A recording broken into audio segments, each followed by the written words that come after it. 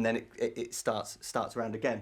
Other thing I was doing and choosing to make that as a conscious choice is it starts off coming from the flat seventh up to the root. Throughout that groove though, I invert it, so I go from the root to the flat seventh.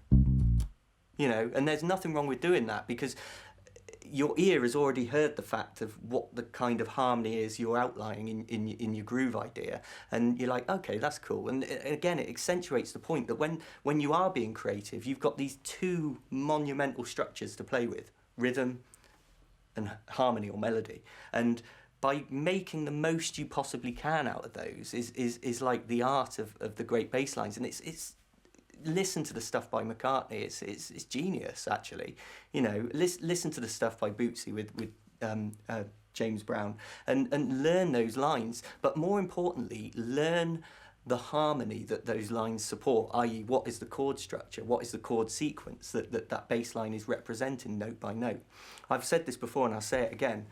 It's a bit out of season, but Merry Christmas Everybody by Slade is like, if you wrote that out and actually look at what the guy's playing against the chord sequence, it is absolute harmonic perfection. It's beautiful, actually, but it's completely different to what we're talking to here. But it's again a classic example of a bass player understanding those chord sequences inside out, the notes that make up those chords, and being able to choose and fit things together that are exactly fit for purpose.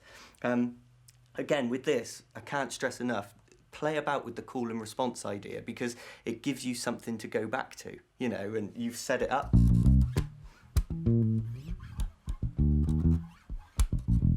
There it is.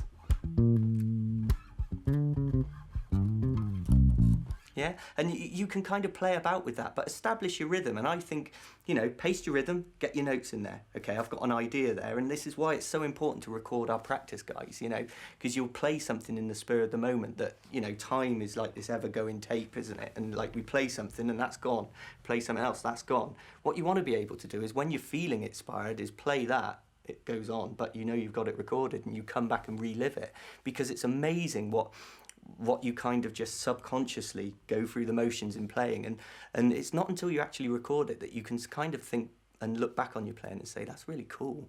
And again, all of this stuff is your musical personality, guys. It's your ear and your soul latching onto the ideas you're creating to say, that's what I want to say, that's the statement I want to make for this tune, and that's me on a plate. And that's what we're trying to do for you guys here today.